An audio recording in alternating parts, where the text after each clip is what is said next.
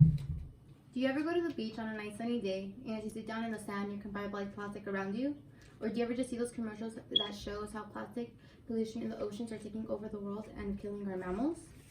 Well, did you know that plastic accumulating in our oceans and our beaches has become a global crisis? Billions of pounds of plastic can be found in swirling convergences that make up about 40% of the world's ocean surfaces. And at current rates, it is expected to outweigh all the fish by 2050. This astonishing quote by the Center of Biological Diversity reveals the reality of what would happen if we choose to use more plastic. My purpose is to persuade you all to reduce your plastic usage and to help the earth, especially the ocean and the creatures and plants living in there. It is my hope that by the end of my speech, you will all be persuaded to stop using plastic and help make a change. We will be covering 3 things: how plastic pollution in the ocean is affecting the environment, the cause of plastic pollution, and ways that you can help reduce plastic usage. First, we'll be talking about what the problem is, and that is very simple. Plastic is the problem. In my previous speech, I went into depth more about the problem and how it's getting into the ocean, but now I want to let you know the damage of it.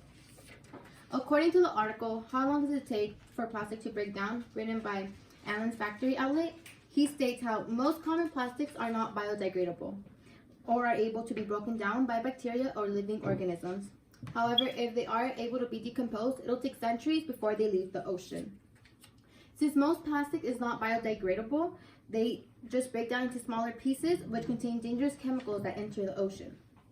These small particles gather together to make a gyre, also known as a bundle of trash. And because of this, it is jeopardizing many things. First, it is jeopardizing the marine life. The Center of Biological Diversity shows that turtles are ingesting plastics, straws, and choking to death before they can even reproduce. Not only that, but seabirds like albatross are feeding their chicks pieces of plastic, thinking that they think it is food. And whales, dolphins, and all of the other mammals are drowning in plastic netting or dying from ingesting toxic plastics particles that are taking over the oceans. You don't want to be the cause of an animal dying. Not only is it affecting the marine life, but it's also affecting us as humans. When these toxic plastics enter the ocean and the marine life, it is making these mammals toxic. You wouldn't want to eat anything that harms you, right? Well, when humans consume this fish, we are also eating the toxins. And it doesn't make it any better to know that we are the ones who started this in the first place. Aside from affecting the mammals and affecting us, it's just affecting the world.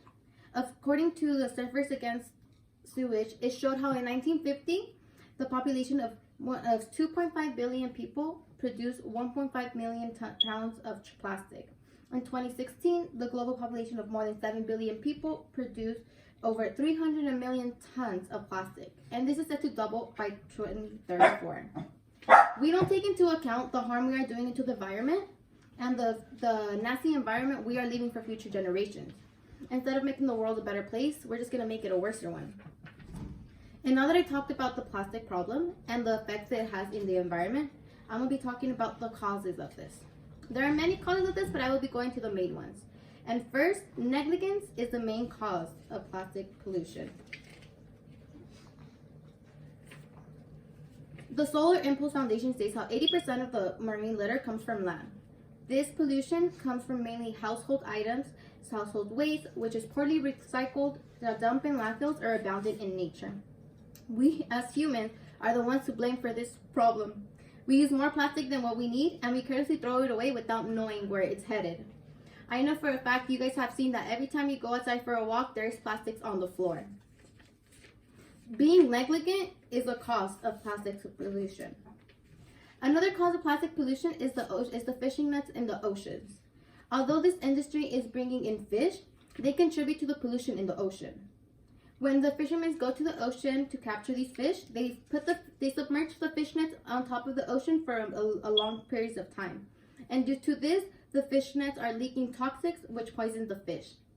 Not only that, but millions of these fish nets are lost at sea, which kills and harms the mammals by them ingesting it or them being entangled in it.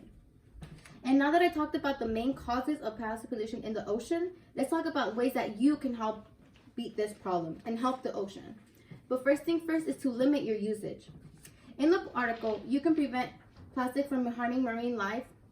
It details help stop plastic as its source. As consumers, we each have the power to reduce demand, and you can encourage family and friends to do the same. The more good we do, it's the better that we're going to keep our ocean clean and safe. And ways to reduce your plastic usage is by investing in reusable containers, bags, water bottles, and although it might be a little pricey at first, it'll be worth it in the long run because they're reusable. An example of this would be how they carry reusable cups for their customers. And an incentive for that is that you get a discount every time you use it. Now, isn't that good that you get an incentive out of doing something good for the world? And the second thing you should try is try to invest time into going to cleanups or signing up for organizations. Surfers Against Sewage are an organization that works to clean up beaches and oceans, and they also take time and energy to make a positive environmental change. You can volunteer a couple hours of your time, and if you are unable to, you can always donate so they can have the resources available for them to go into the ocean and clean it up. Lastly, it's always good to recycle and be cautious of what you do.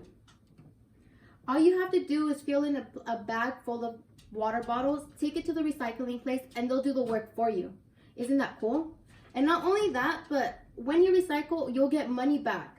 So it's also another incentive. Not only, aside from that incentive, you would also feel better that you're doing something that can change the world for a better place.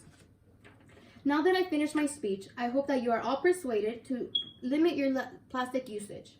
I hope you were all informed about the harm that plastic pollution is causing and how we should make this world a better place, not harm it. Thank you.